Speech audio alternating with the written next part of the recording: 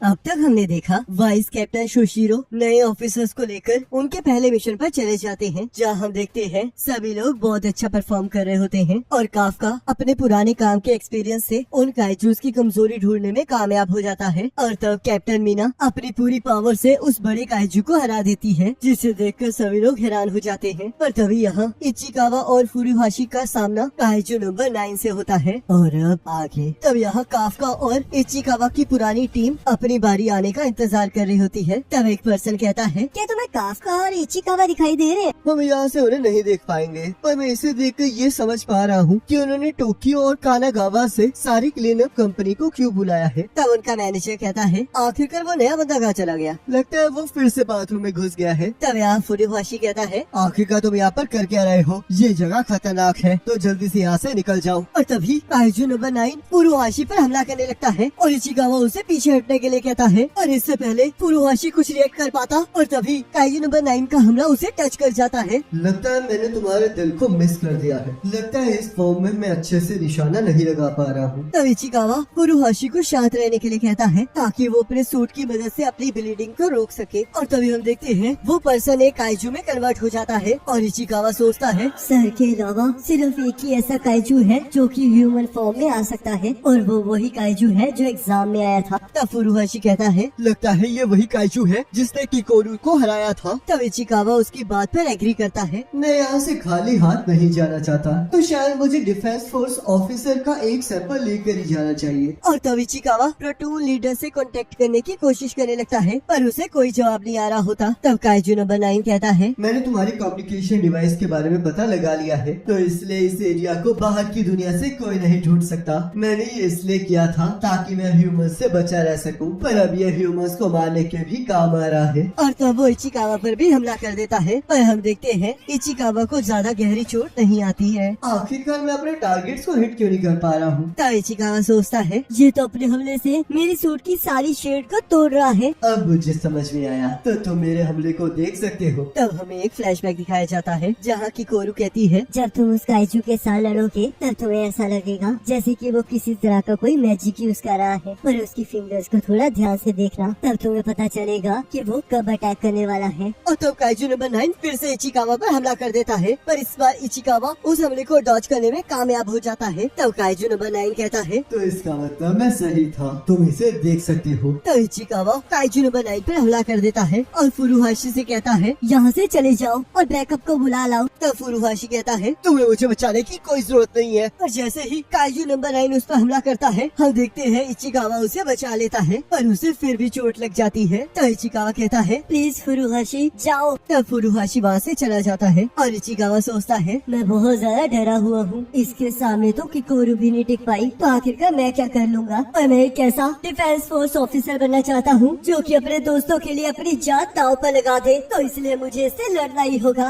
और तो वो काइजू नंबर 9 पर हमला करने लगता है और साथ ही साथ उसके हमलों से बचते हुए सोचता है, कम से कम मुझे फुरुहाशी के लिए इतना टाइम तो निकालना ही होगा जितने टाइम में वो यहाँ से भाग सके। तब यहाँ फुरुहाशी भागते हुए सोचता है, इचिकावा इस टाइम बिल्कुल अलग बंदा है। आखिरकार ये कैसे हो रहा है? वो उस चीज से लड़ कैसे पा रहा है? मुझे इस चीज से बहुत ज्यादा नफरत है। तब हमें यहाँ फ्लैशबैक दिखाया जाता है जहाँ शोशिरो कहता है, 20% से लेकर 30% तक एक ऐसा वक्त आएगा जब आप उससे ज्यादा अपनी कॉम्पैक्ट पावर को अनलीश नहीं कर पाओगे और बहुत कम लोग ऐसे होते हैं जो यहाँ से आगे बढ़ पाते हैं, पर तुम सब में वो ताकत है जिससे कि तुम आगे निकल सकते हो। पर अगर तुम बस यही सोचते रहोगे कि तुम पास कर जाओगे और कभी एफर्ट नहीं करोगे तो आप कभी भी अपने आप से आगे नहीं निकल पाओगे। तब फुरुहाशी सोचता है, मैं 2 हफ्तों से 20% पर ही खड़ा हूँ। जब मैं कैप्टन मीना से मिला था तब से मैं सिर्फ ताकतवर होने के बारे में ही सोच रहा हूँ, पर उससे मुझे ऐसे पीछे छोड़ दिया है जैसे कि मैं कुछ भी नहीं हूँ और मुझे इस चीज से नफरत है। तब हम यहाँ देखते हैं काइजू नंबर 9 अचानक से इचिकावा के पास आ जाता है और कहता है, लगता है तुम मेरे बारे में थोड़ी चीजें जानते हो और मुझे पूरा यकीन है कि तुम इस मेरे नए हमले के बारे में बिल्कुल नहीं जानते होगे।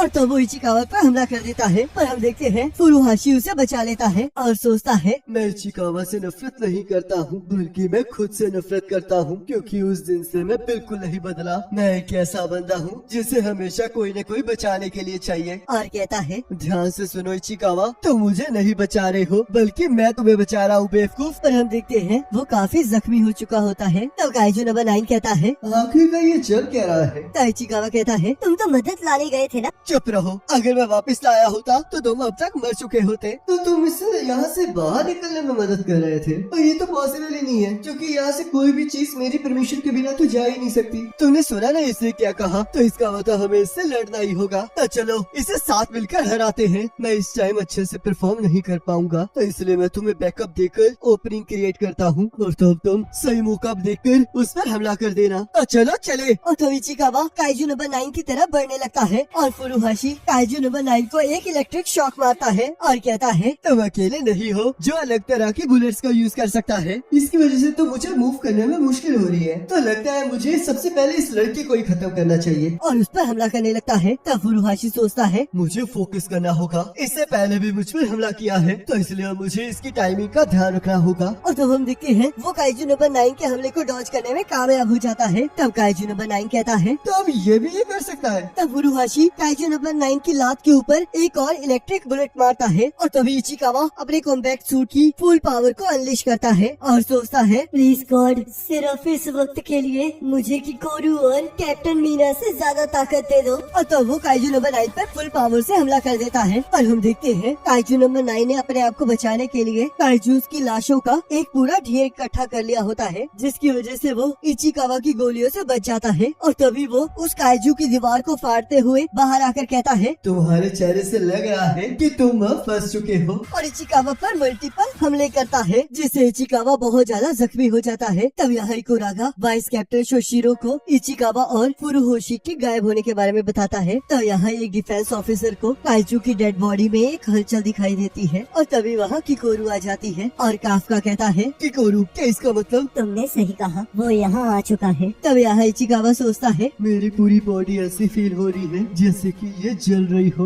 मुझे अपनी सूट की मदद से अपनी ब्लीडिंग को रोकना ही होगा और दोबारा से खड़ा होना होगा, क्योंकि लड़ाई अभी खत्म नहीं हुई है। और तब वो दोबारा से खड़ा होने की कोशिश करने लगता है। तब काइजू नंबर 9 कहता है, तो क्या तुम अभी भी हिल सकते हो? तो इसका मतलब ह्यूमंस के मोटर फंक्शंस को बिना उन्हें मारे रोकना मुश्किल है। और तब वो इचिकावा पर हमला करने लगता है, पर फुरुहाशी उसे रोकने के लिए उसके ऊपर गन से फायरिंग करने लगता है। और काइजू नंबर 9 बड़ी आसानी से उसके हमलों को रोक देता है और कहता है, मैं ये पहले ही देख चुका हूँ। और उस पर हमला करके उसे जख्मी कर देता है। चलो अब यहाँ पर सब कुछ समेटने का वक्त आ चुका है। और तब वो इचिकावा को हिलने से रोकने के लिए अलग अलग पावर से उस पर हमला करने लगता है। तब फुरुहाशी सोचता है, मेरा साथी मेरे सामने जख्मी हो रहा है, पर मैं फिर भी उसे बचाने के लिए कुछ नहीं कर पा रहा हूँ। मुझे ये एक्सेप्ट करना बहुत मुश्किल हो रहा है, पर इचिकावा सच में बहुत कमाल का है और वो एक दिन कैप्टन जरूर बनेगा, तो इसलिए मैं इसे यहाँ पर मरने नहीं दे सकता। और गन उठाकर काइजू नंबर 9 पर हमला करने लगता है, पर वो गन पहले से ही टूटी हुई होती है। तब काइजू नंबर 9 कहता है, मैंने जो कुछ इसके साथ करना था वो मैं कर चुका हूँ, तो इसलिए अब मुझे तुम्हारी जरूरत नहीं है। और फुरुहाशी पर हमला करने लगता है। तब फुरुहाशी सोचता है, प्लीज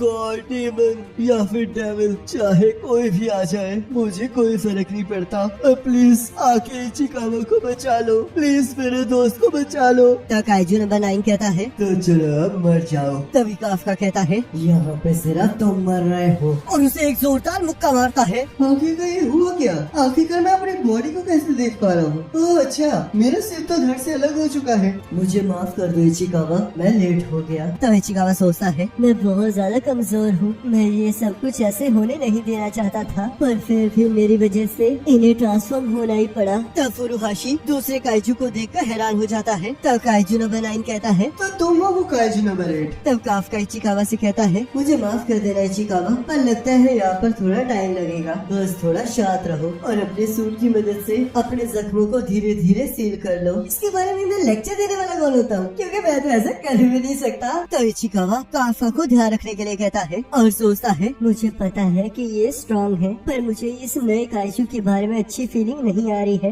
वैसे तो मैं गुस्सा तो नहीं हूँ, पर आखिरकार तुम एक काइजू के रास्ते में क्यों आ रहे हो? क्योंकि आफ्टर ऑल तुम भी तो एक काइजू हो। और हाँ, जितना मैंने सोचा था तुम तो उससे भी ताकतवर निकले। मुझे तो तुम्हारी डेड बॉडी चाहिए ताकि मैं उसे यूज कर सकूं। और काफका पर हमला कर देता है। तो इचिकावा सोचता है, मुझे यकीन नहीं हो रहा इसने सर को उनकी काइजू फॉर्म में भी चोट पहुंचा दी है। तो तुम टफ हो, तो इसलिए अगर मुझे तुम्हें मारना है तो मुझे इन सब की जरूरत पड़ेगी। तब फुरुहाशी सोचता है, तो इसका मतलब ये हमारे साथ बस खेल रहा था। तो ये वो चीजें हैं जिससे कि तुम इन पर बार बार हमला कर रहे थे। और तब काइजू नंबर 9 काफका पर दोबारा से हमला कर देता है, पर हम देखते हैं काफका अपनी चीख की मदद से उसके हमले को रोक देता है और उसके करीब जाकर उसे मुक्के मारने लगता है। तो काइजू नंबर 9 को कुछ समझ नहीं आ रहा होता और वो काइजूस की डेड बॉडीज को लाकर अपने सामने एक दीवार बना लेता है ताकि वो खुद को हील कर सके। पर काफका एक ही झटके में उस दीवार को चीर देता है और तो काइजू नंबर 9 सोचता है, आखिरकार ये चीज क्या है? मुझे इसके हमलों से अपने आप को बचाना ही होगा, पर मैं तो इसे रोक भी नहीं पा रहा हूँ। इसने तो मेरे डिफेंस को तोड़ दिया है।